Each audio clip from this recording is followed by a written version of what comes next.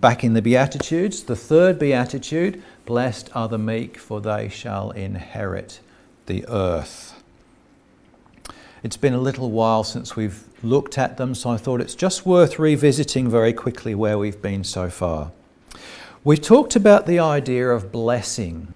Often when we talk about blessings, we are talking about external states like wealth, like happiness, like positions of power, good health, all those sorts of things.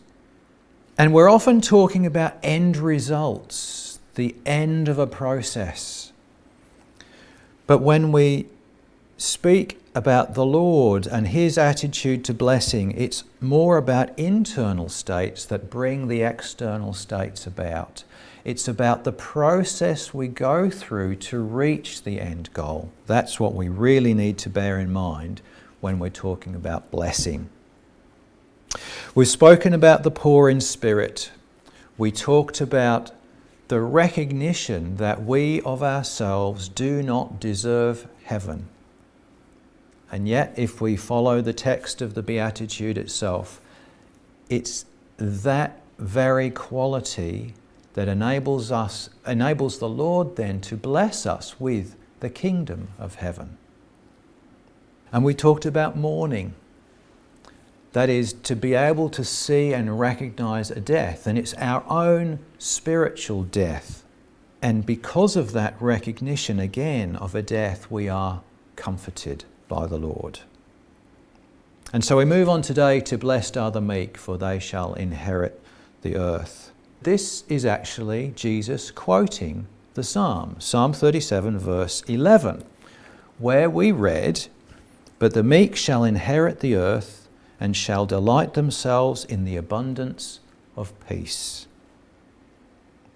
Now we're going to look at this today because this has some very significant words in here, and I'm actually going to begin at the end with earth.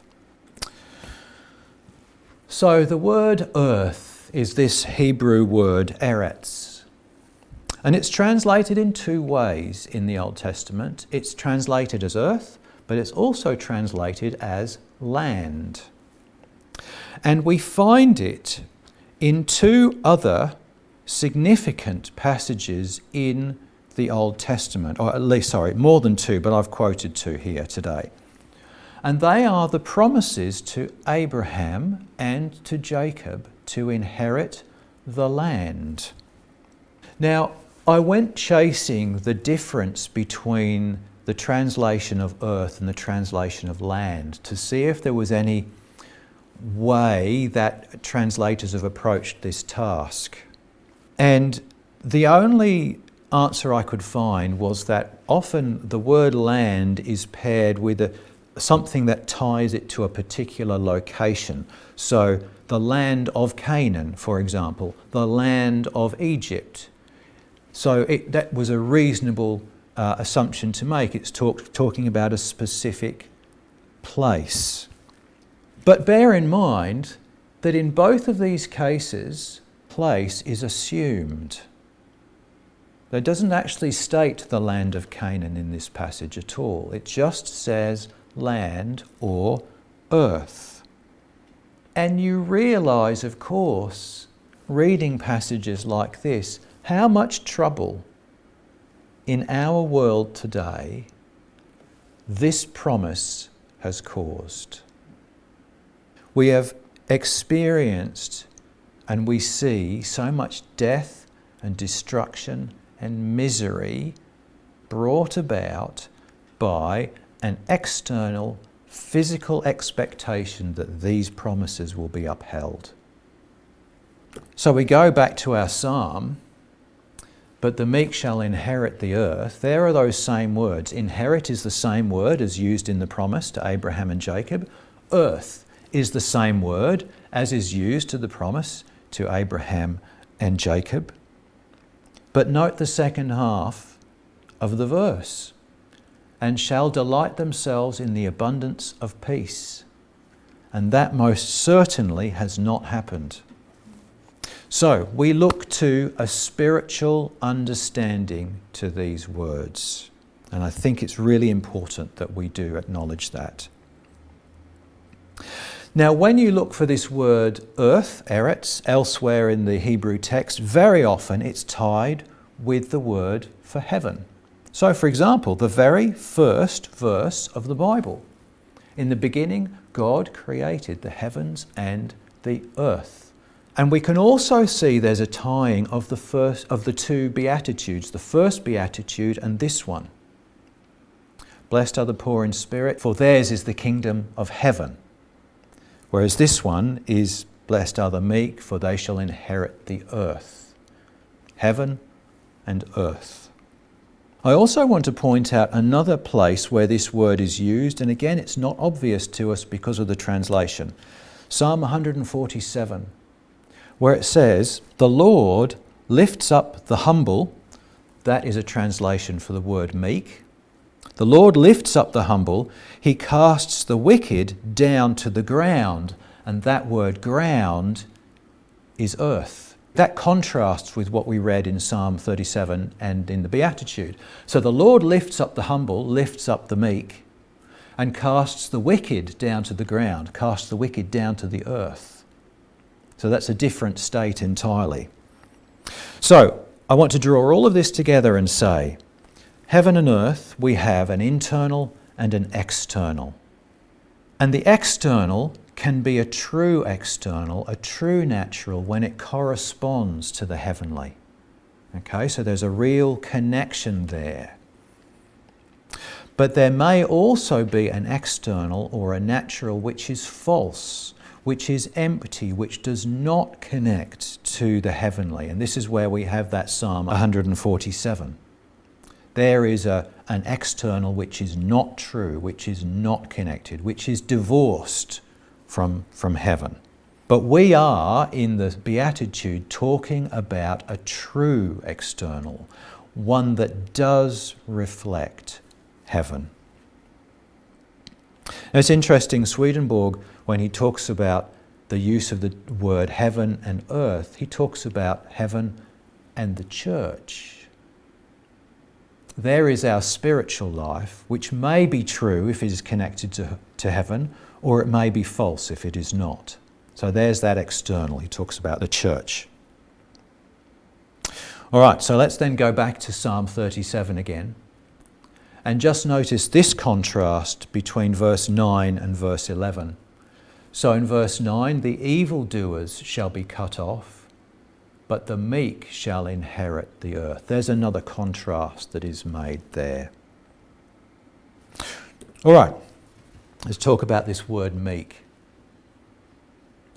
This is from the Expositor's Bible Commentary, and I found this a very useful statement just to help us understand what we're talking about when we speak about this word meek. To be meek towards others implies freedom from malice and vengeful spirit. Jesus best exemplifies it. We may acknowledge our own bankruptcy, that is the poor in spirit, and mourn. But to respond with meekness when others tell us of our bankruptcy is far harder. Meekness, therefore, requires such a true view of ourselves as will express itself even in our attitude toward others. And what I want to do is just make the connection between the poverty of spirit and the mourning as being an internal state and the meekness as being an external one. It's the way we act as a result of the poverty of spirit that we have within us, or we ought to have within us. And for me, this is exemplified in the story that I read from Numbers and the character of Moses. So you might have spotted in the 3rd verse, we have this comment here. Now the man Moses was very humble, and that is the Hebrew word for meek that is used there. And we see it in that story. Aaron and Miriam bring this complaint against him and start kind of building themselves up in the eyes of the people, and possibly also intending to do it in the eyes of the Lord. But Moses' reaction, Moses doesn't react in actual fact at all. It's the Lord that reacts to them. And indeed, when Miriam is then blighted with this leprosy, it is Moses' prayer that restores her. There is that meekness on display. Now, we often think of meekness in an entirely different way in our world. We think of meekness as kind of shrinking from conflict or shrinking from the responsibility to tell the truth. There's an old joke that I heard many years ago which goes along the lines of, "The meek shall inherit the earth if it's all right with you." And we think of having a meek population as being people who are easy to govern, easy to control. But that is not biblical meekness. The meekness that is being spoken of here is to have a true understanding of your own failings. It's to have a true understanding of your dependence upon God for anything in your life to be good. And because we have that attitude, we are able to see ourselves and the world as it truly is. We have no vested interest in one particular outcome or one particular idea or ideal.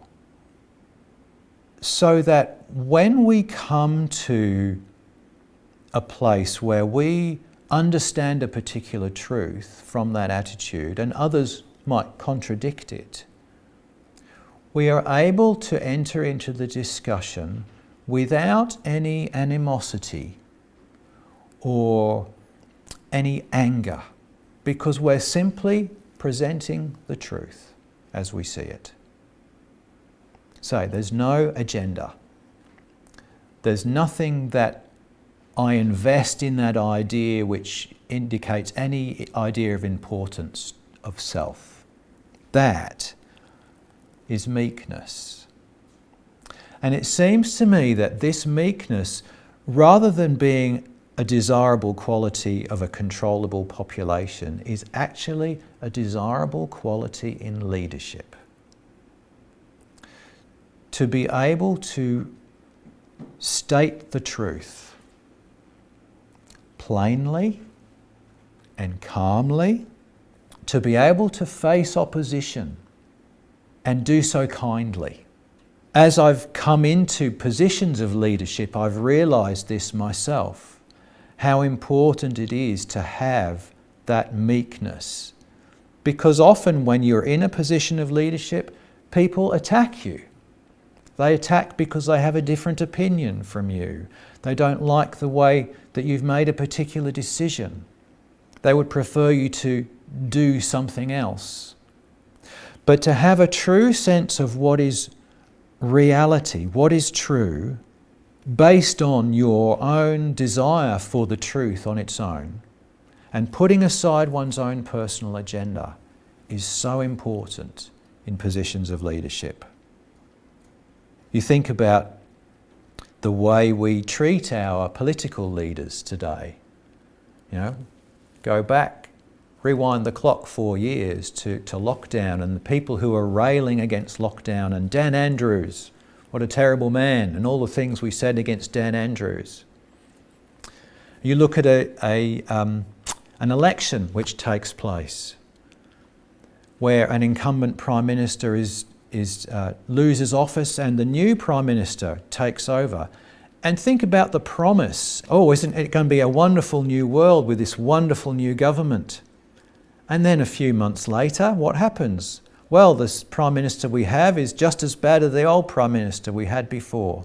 So in positions of leadership, this meekness is so important. The ability to see the truth, putting aside one's own personal agenda, putting aside one's own desire for recognition, and simply to speak the truth as it is. That's to be meek. And that's the meekness that inherits the earth. Moses has always been my role model when it comes to leadership. You look at the Bible, and for me, he is the supreme example of leadership. And it's captured in that verse 3 of Numbers chapter 12. More humble than all of the men on the face of the earth. So let's go about our week seeking to be humble, seeking to be meek. We recognise our own failings, our own dependence upon the Lord. We recognise that others are the same as us.